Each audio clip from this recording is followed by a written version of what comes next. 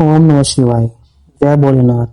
क्या आप जानते हैं कि एक ऐसा सोमवार व्रत भी है जिसकी महिमा से स्वयं भगवान जा चुके बालक को जीवन दान दे दिया था।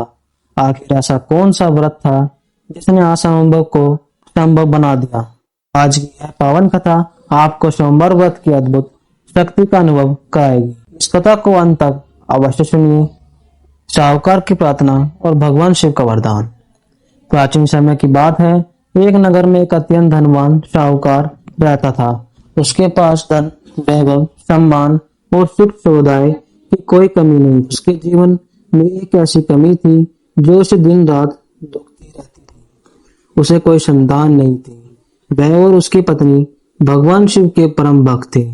प्रत्येक सोमवार को व्रत रखते, शिवलिंग पर जल, दूध और बेलपत्र अर्पित करते तथा पूरे श्रद्धा भाव से शिव की आराधना करते। समय बीतता गया लेकिन उन्हें संतान प्राप्त नहीं हुई। फिर भी उन्होंने अपनी भक्ति नहीं छोड़ी। अतः उनकी कठोर तपस्या और अटूट विश्वास से प्रसन्न होकर भगवान शिव उनके सामने प्रकट। भगवान शिव बोले, वत्स, मैं तुम्हारी भक्ति से अत्यंत प्रसन्न हूँ, वर मांगो। साहूकार ने हाथ जोड़कर कहा, हे महादेव, मुझे केवल एक पुत्र का सुख चाहिए। वह उनकी कठोर तपस्या और अटूट विश्वास से प्रसन्न होकर भगवान शिव उनके सामने प्रकट हुए। भगवान शिव बोले, वत्स, मैं तुम्हारी भक्ति से अत्यंत प्रसन्न हूँ, वर मांगो। साहूकार ने हाथ जोड़कर कहा, हे महादेव, मुझे केवल एक पुत्र का सुख चाहिए। भगवान शिव कुछ क्षण मौन रहे और बोले, तुम्हें पुत्र तो अवश्य मिलेगा, लेकिन उसका जीवन केवल 12 वर्ष का होगा। साहूकार जानता था कि भगवान का निर्णय कभी व्यर्थ नहीं होता। उसने श्रद्धा पूर्वक यह वरदान स्वीकार कर लिया। कुछ समय बाद उसके घर एक सुंदर तेजस्वी पुत्र का जन्म हुआ। पूरे नगर में उत्सव मनाया गया, लेकिन साहूकार और उसकी पत्नी के मन में एक छिपा हुआ दुख हमेशा बना रहा। बालक धीरे धीरे बड़ा होने लगा। वह अत्यंत बुद्धिमान, विनम्र और धार्मिक स्वभाव का था। जब उसकी आयु 11 वर्ष की हुई तब साहूकार को भगवान शिव का वरदान याद आने लगा। अब उसने अपने साले अर्थात बालक के मामा को बुलाया और कहा, इसे उच्च शिक्षा के लिए काशी ले जाओ। रास्ते में जहां भी ठहरो यह करना, ब्राह्मणों को भोजन कराना और दान अवश्य देना। मामा अपने भांजों को लेकर यात्रा पर निकल पड़े। वे प्रत्येक नगर में रुकते, यज्ञ करते, गरीबों को दान देते और भगवान शिव का स्मरण करते हुए आगे बढ़ते रहे। उनकी इस पुण्य यात्रा से अनेक लोगों को भला हुआ और भगवान शिव की कृपा उन पर निरंतर बनी रही। यात्रा करते करते वे एक ऐसे नगर पहुंचे जहां राजा की पुत्री का विवाह होना था। जिस राजकुमार से विवाह तय हुआ था वह एक आंख से अंधा था। राजा को चिंता थी कि यदि यह बात सबको पता चल गई तो विवाह टूट जाएगा। राजा के मंत्रियों ने साहूकार के सुंदर और तेजस्वी पुत्र को देखा। उन्होंने राजा से कहा, कुछ समय के लिए इस युवक को दूल्हा बना देते हैं, विवाह संपन्न हो जाएगा। मामा ने परिस्थिति देखकर अनुमति दे दी।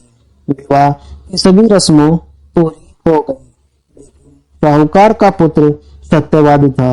विदाई से पहले उसने अपनी पत्नी के वस्त्र पर एक संदेश लिख दिया, के साथ उसका विवाह हुआ है, वह तुम्हारी वास्तविक पति हूँ, लेकिन मैं साहूकार का पुत्र हूँ और शिक्षा के लिए काशी जा रहा हूँ। जिस व्यक्ति के साथ तुम्हें भेजा जाएगा वह तुम्हारा पति नहीं है। जब राजकुमारी ने यह संदेश पढ़ा तो उसने जाने से मना कर दिया। राजा को पूरी सच्चाई का पता चल गया। अंतः वह अपनी पुत्री को अपने महल में ले गया और साहूकार का पुत्र अपनी यात्रा पर आगे बढ़ गया। कुछ समय बाद वे काशी पहुंच गए। वहां उन्होंने याग कराया, ब्राह्मणों को भोजन कराया और भगवान शिव की पूजा की। उसी दिन बालक की आयु ठीक 12 वर्ष की हो गई। अचानक उसका शरीर तेज पीड़ा हुई और कुछ ही क्षणों में उसने अपने प्राण त्याग दिए। अपनी भांजे को मत देखकर मामा फूट फूट कर रोने लगा। उनका विलाप सुनकर माता पार्वती का हृदय द्रवित हो गया। उन्होंने भगवान शिव से कहा, प्रभु, यह बालक आपके भक्त का पुत्र है। इसके माता पिता ने पूरे विश्वास से आपका सोमवार व्रत किया था। कृपा करके इसे जीवन दान। भगवान शिव बोले, इसकी आयु पूरी हो चुकी है।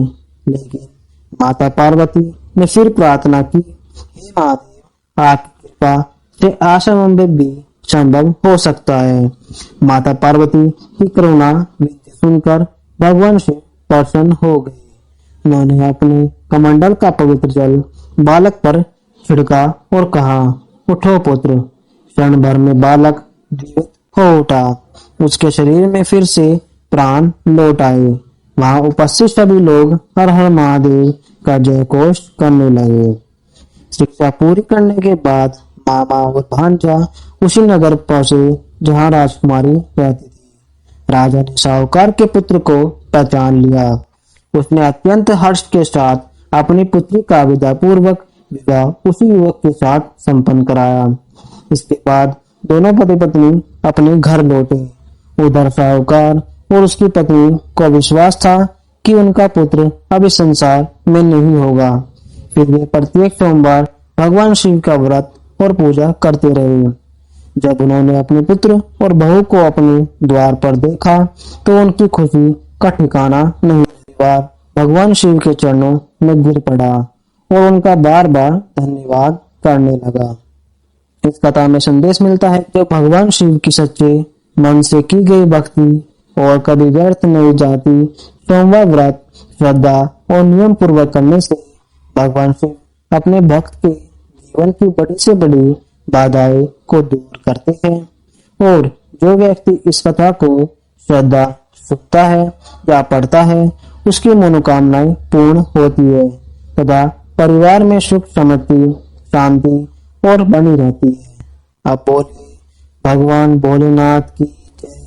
हर हर महादेव। यदि आपको यह पावन कथा पसंद आई हो तो वीडियो को लाइक करें, अपने परिवार और मित्रों के साथ अवश्य साझा करें और ऐसे ही धार्मिक वीडियो देखने के लिए हमारे चैनल को सब्सक्राइब करना ना भूलें और बेल आइकन दबाना ना भूलें। यदि हम कोई नई वीडियो डालें तो सबसे पहले आपके पास नोटिफिकेशन जाए। बोलिए हर हर महादेव। बोलिए ओम नमः शिवाय।